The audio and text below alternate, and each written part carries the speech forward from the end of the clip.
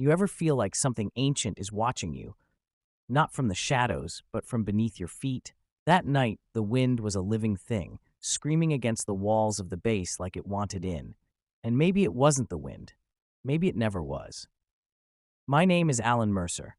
I was a glaciologist stationed at Halverson Station, an isolated research outpost buried deep in the Antarctic interior. You've probably never heard of it. Most haven't. It was built in the 70s and forgotten soon after. Our team had reopened it last winter to study deep ice cores, hoping to extract atmospheric samples from over 100,000 years ago. Science stuff. Harmless stuff. At least, that's what I thought. There were 6 of us at the station, and by the time I'm recording this, I'm the only one left. I want to believe it all started the night we drilled past the 2-mile mark. The ice we pulled up that evening was dark, almost black, like it had been stained with ash. Dr. Keller, our geochemist, said it was volcanic residue. Perfectly normal, she said, but she looked pale when she said it. I remember her fingers trembling as she placed the core sample into the containment cylinder.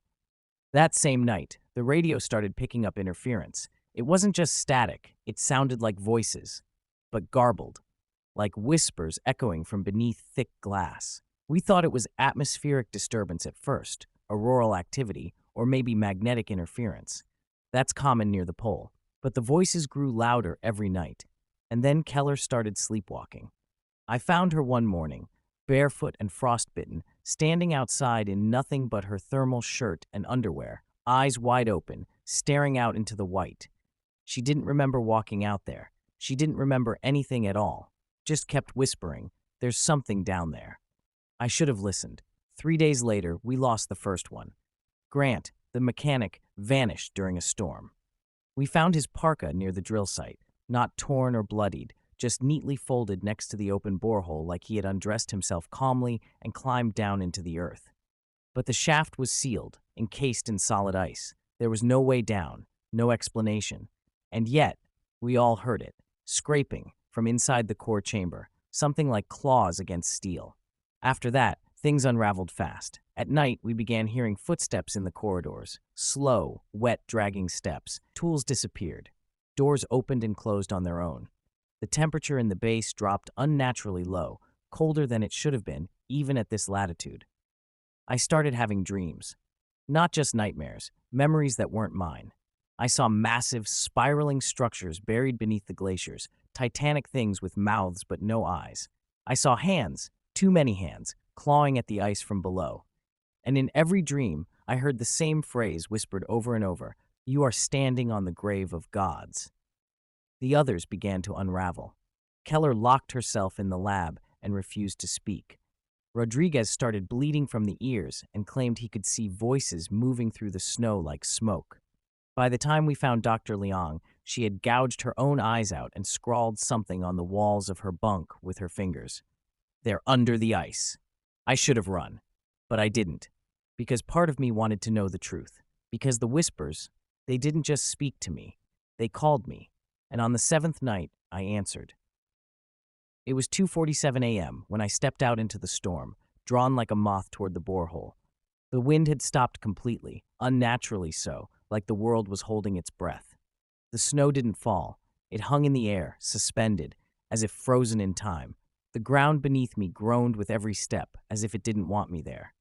And then I saw it. The ice had cracked open. The drill site was no longer sealed. A dark fissure yawned in the snow, jagged, irregular, and deep. I couldn't see the bottom. I should have run. But something pulled at me. A voice, not in my ears, but in my head. "Descend." I climbed down. The cold was different down there. It didn't bite, it enveloped. It pressed in on me from all sides, humming with vibrations like a frozen heartbeat. My head throbbed, my vision blurred, my breath no longer steamed in the air. The walls of the shaft weren't smooth ice. They were covered in markings, ancient spiral glyphs that pulsed faintly in a dull green glow. They moved when I looked away, shifted when I blinked. I don't know how deep I went. Time didn't feel real in that place. Eventually, the shaft opened into a cavern, and what I saw wasn't possible. It was a city, a vast cyclopean metropolis buried beneath the glacier. Black towers, crooked and sharp like broken teeth, jutted from the icy floor. Strange symbols floated midair, etched in light, And in the center of it all, a throne. Massive, organic, covered in frost and veins of frozen blood. And sitting on it, something that wasn't dead. It didn't move. Not at first. It resembled a human form, but stretched wrong. Limbs too long, head crowned with a ring of antlers made of bone and ice. Its face was wrapped in bandages of flesh, eyes sealed shut with ancient stitches. I stood there, paralyzed, and then it breathed. The cavern shook. From every wall, ice cracked, and hundreds, no, thousands of faces stared back at me from within the ice itself. Some screamed, others just wept. One of them was Grant. I turned to run, but the path behind me was gone. The ice had sealed, and that's when it opened its mouth, not with lips, but with a crack that split its torso from throat to stomach. And it whispered, but not in words. It showed me images, memories, visions of the world before us, before humans, before mammals, when the earth was ruled by things that dreamed beneath the crust, things that fed on silence and lived in stillness. It showed me that the Antarctic ice wasn't just frozen water.